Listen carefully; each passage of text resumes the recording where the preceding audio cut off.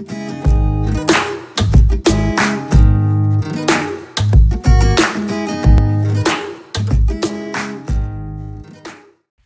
les amis, bienvenue à cette nouvelle session pratique où nous allons rapidement voir comment déterminer un trip top et comment pouvoir le trader. Je suis toujours sur notre plateforme d'analyse TradingView et cette fois-ci nous sommes sur le graphique de l'euro JPY en weekly. Sans plus tarder, commençons. Comme vous le savez, le trip top on le retrouve à la fin d'une tendance haussière. Donc je vais déjà commencer par repérer la tendance haussière et nous allons voir comment retrouver le trip top à la fin de cette tendance là. Comme petit rappel, vous devez savoir que la droite de tendance haussière que nous allons tracer pour pouvoir déterminer notre tendance haussière doit passer par au moins 2 creux. Donc je vais tracer cette droite de tendance là rapidement.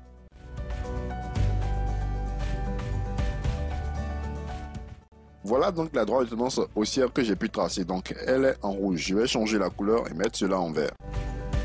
Une fois que nous avions tracé notre droite de tendance qui passe bien par 2 premiers creux, donc on a ce premier creux ici, on a ce second creux ici, on a même un troisième creux ici. À ce niveau-ci, les prix ont essayé de franchir la droite mais sont repartis à l'intérieur. Donc on pourrait réajuster la droite à ce niveau-ci après. Alors, lorsque nous avions déterminé notre droite de tendance haussière, on regarde maintenant à la fin de notre droite de tendance haussière comment le prix se comporte. Donc peut-être qu'à ce niveau-ci, on n'avait pas encore eu tout ce mouvement. Donc, je vais prendre une ligne verticale pour délimiter cela. Donc, supposons que pendant que nous avions vu ce mouvement, les prix étaient encore à ce niveau-ci. Voilà, lorsqu'on grossit un peu plus notre graphique, on remarque qu'à ce niveau-ci, on a eu un premier sommet, on a eu un second sommet, et qu'on est en train de former un troisième sommet. Donc, je disais tantôt que de supposer que tout ce qu'on a eu ici ne s'était pas encore passé. Donc, on était encore à ce niveau-ci quand on a vu la configuration. Qu'est-ce qu'on va faire? Nous allons prendre en fait une ligne horizontale ou bien une zone, un rectangle pour délimiter en fait la ligne de cours qui se retrouve à ce niveau-ci. Parce qu'on remarque à chaque fois que le prix est allé en haut et s'est retourné, quand on revient dans la zone, on repart encore une fois à la hausse. Donc la zone à ce niveau-ci représente la ligne de cours qui empêche le prix en fait de baisser. Donc on va représenter cette zone. Alors une fois que cette zone est représentée, nous allons voir comment est-ce que le prix va se comporter ici. Donc après, avec le temps, on remarque que le prix s'est retourné à nouveau au niveau de ce sommet et on est descendu, on a cassé notre droite de tendance haussière et en bas ici on est venu casser en fait la ligne de cours. Donc je vais représenter déjà les 3 sommets pour que vous puissiez voir clairement de quoi je parle.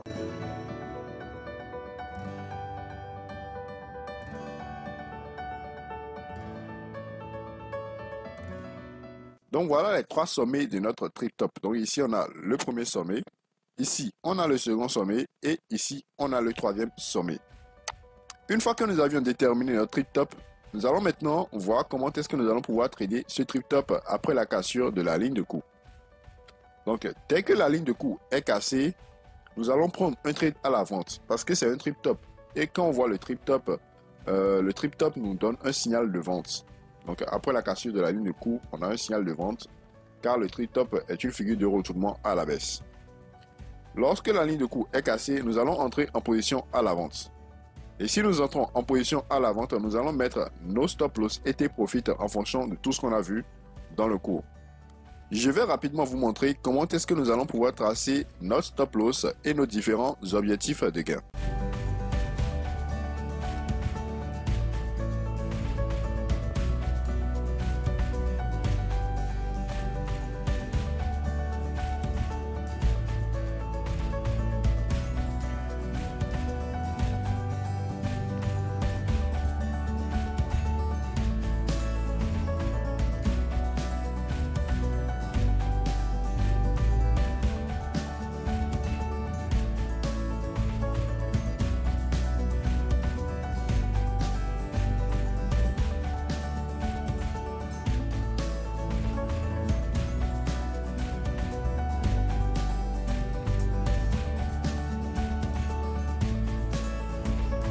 Alors, une fois que les stop loss sont placés, nous allons maintenant voir comment placer nos objectifs de gain.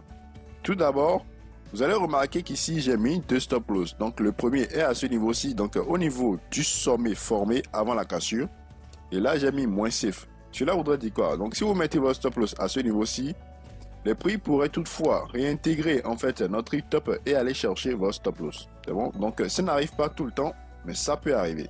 Alors que si vous mettez votre stop loss complètement au sommet ici, la probabilité est vraiment très faible que les prix se retournent totalement pour aller toucher votre stop loss. Donc si jamais les prix se retournaient et entraient à l'intérieur, vous allez attendre et voir comment est-ce que les prix vont se comporter.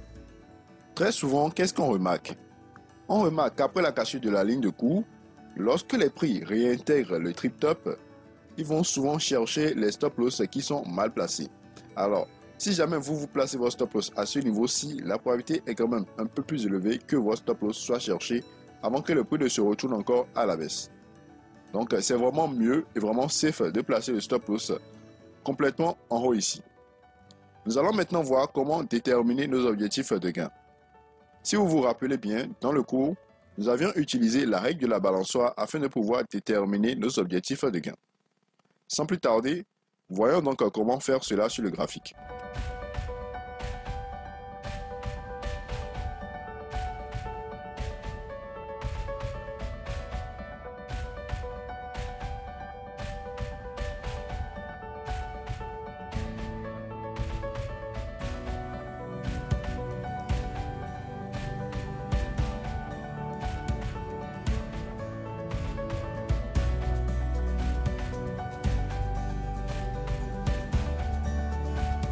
Pour déterminer notre objectif maximal, nous avions juste pris l'écart entre le troisième sommet formé, c'est-à-dire le troisième top, et la ligne de coup.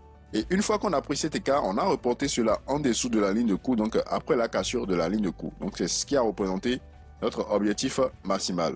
Pour déterminer l'objectif minimal, il suffira tout juste de prendre la moitié de l'objectif maximal. Donc plaçons rapidement cela.